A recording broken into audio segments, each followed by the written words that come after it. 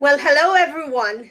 Welcome to Quantum Nurse Freedom International live stream. And today, to all of you who've been following me, you know how much I love being a nurse. And my special guest today is a registered nurse. And so, for all of you nurses and for all of you who are also who have families who have nurses, whether you live in New Jersey or not, do listen and share this podcast and share this episode, okay? And thanks you again for doing your part in terms of our freedom movement, taking care of your family, taking care of your children, and just being involved and being engaged in the community, your own local community, your own state, and the whole country and the whole world. So welcome, Pat, and she's our guest, Patricia Johnson. And yes, as I said, she's a registered nurse. And lately, nurses have just been taking an active role. And when I first met her, I was really excited that, oh, she's a nurse. And actually, I met another nurse, and they're all like stepping up. And all I know is that she has that good intention, motivation to be really active and make a difference. Okay. And she's also a businesswoman and she's an entrepreneur. And of course, you all know that a nurse, once you're a nurse, you're always a nurse, you're always hardworking, and you always care for people. So, Pat, how about just introduce more yourself Sure. and just lead a conversation, okay? Yep, sure. I'm Patricia Johnson, and I live in the state of New Jersey. My district in the state of New Jersey is District 15, and that means the area that I encompass. Because I am running for assembly. I have never been in politics. I had no intentions of entering the political arena. And I had been speaking at events because I was so upset with government and what was going on within government that after speaking at several events, the Republican Party came and asked me if I would run. And the first two times they asked me, I said no. They came to me a third time and I said, let me go to bed and pray about it. Because to me, many of us have a higher power that we look up to, and we call it many different things. But in my heart of hearts, I believe that we are all praying or reaching out to the same thing, that our higher power just gives us avenues to find them. And so that night I went to bed and I prayed to have some kind of answer to whether I should or shouldn't move forward. And when I woke in the morning, I 100% knew that I was going to run, and I've never stopped. So I made the decision to run for the state assembly, which is a fairly big position to step into, never being in politics before. And I had no idea what I was getting into. I had no idea that I was going to get paid for this. I thought it was volunteer work. I really didn't realize it was a paid job. And so I said yes. And then as I entered it, I found out more and more. And it's difficult, but it's something that I love now that I'm doing it, because I felt as we were moving forward in this difficult time that people were just not secure with their government. They felt that they weren't sure what direction to go, and it didn't matter whether you were Republican, whether you were Democrat, whether you were undecided. It didn't matter. People of every avenue were upset, not understanding what was happening to us. Our economy was difficult. Our children were being attacked from all directions. We had COVID that we were dealing with, and there were jobs that people were out of.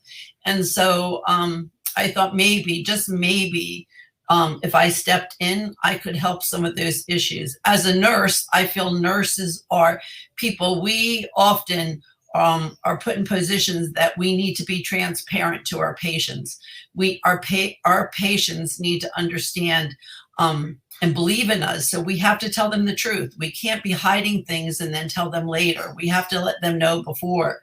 We need to tell them sometimes things that they're not happy with. And so that makes us need to be trustworthy and true to our beliefs. And we need to tell them, look, this may not be good, but we're going to stick by you. So it makes us accessible to our patients. Once we have I worked ICU, CCU. So when you had a patient, you worked with that patient and you worked with the family.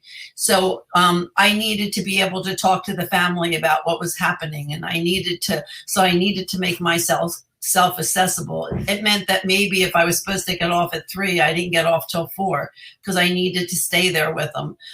And I believe many of us do that. And when I entered the political arena, I realized that nursing was so much like what was needed in politics. When you're a politician, we should be accessible to the people that we are representing. We should be honest to those people and always make them come first and tell them before something happens rather than after. We need to know, you need to know before your civil liberties are taken away from you that they're going to be taken away, not after those civil liberties have been taken away. And we need to be there for you to be able to pick up the phone and call. So as I started to move forward, I realized that this was so true. And then they told me that I needed to come up with a platform. And that was kind of easy for me. I knew one thing for sure, and that was that I felt that we couldn't give up our rights as what we felt was best for us and our family, that we should be the ones that make the decision on what we believe in and don't believe in, and that we should have the decision if we want to wear a mask or we don't want to wear a mask, if we want to get vaccinated or we don't want to get vaccinated. It's not a matter of what I did for myself. The point is that as an individual, you have the right to make that decision. And if we start to take those rights away, we're going to lose many more. So I wanted to fight for those rights so that they weren't taken away from us. Because once you lose one, you lose another one and another one. And so that was very important to me. My elderly is very important to me. I worked with elders all the time. And I saw that people in New Jersey were leaving New Jersey faster than they were coming into New Jersey. And that's because so often the taxes are so high that they cannot afford their homes. It's because medications are not able to be gotten. It's because jobs are being taken away from them. And so I wanted to protect our elderly as well. And so that meant making sure that I fought for the right for them to have tax incentives to be put forward for them. I'd like to see that our elderly, once they reach retirement age and Social Security, that the tax issues with schools do not affect them. I believe that they've paid their fair share and they should not have to pay tax once they become Social Security age, that they should not have to be responsible for that. And then I also believe that our young people need to not go to college and not have anything to come home for, that they have that they should be able to come home to a job. And in New Jersey, jobs are difficult right now. The other thing that's difficult is paying for their education once they get out. So I thought maybe, just maybe, that we could work towards having our children have jobs when they get here. And when they get here, if they stay here for 5 years, that the state of New Jersey should help them with their tax burdens. Their payment burdens for school. So that's another issue, which means that we need to work on many things. We talk about the taxes in New Jersey. We talk about infrastructure in New Jersey. So if we are going to do this, we need to work towards trying to build infrastructure in New Jersey. We need people to do that infrastructure. We need children that can not necessarily have to go to college, but can learn a trade. We have taken them out of our schools, and I want to see trade put back into the schools. We used to have that you could go to school and you could learn how to be a mechanic, or you could learn how to be a refrigerator, refrigeration and air conditioning, and you could go to school and you could learn how to be a carpenter.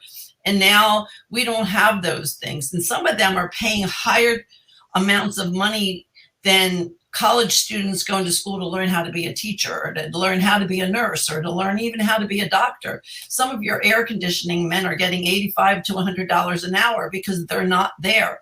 So I want those things put back in school for our young people. And I want to be able to work with them to build what we have in New Jersey. If we want to build infrastructure, which means bridges and roads and new businesses, we need to have the people to do them. And we need to have jobs for our children, so it all works hand in hand. I don't understand why we have pushed that away. So I'm working with many issues in New Jersey. And I believe that by doing that, we can make New Jersey stronger. We went through a time when the sign going from New Jersey into Pennsylvania was, Trenton makes, the world takes. Well, now that's not the case. We don't make much in Trenton anymore. We don't have much here. And what is a higher paying, a higher end in our middle class people need to know that there's things for them, and we need to work with our vets and our lower class people to bring them up to middle class and higher class by adding and giving to them the opportunity to move forward. So I'm really working for the people of New Jersey to try to make sure that we're all on key and we're all moving forward. Our medical rights need to be taken care of. People are upset. Our children are upset. We have children going to school with masks on, and those children are losing a lot. When they go to school and they have to wear a mask every day, we have to question, what are they losing? They're losing eye contact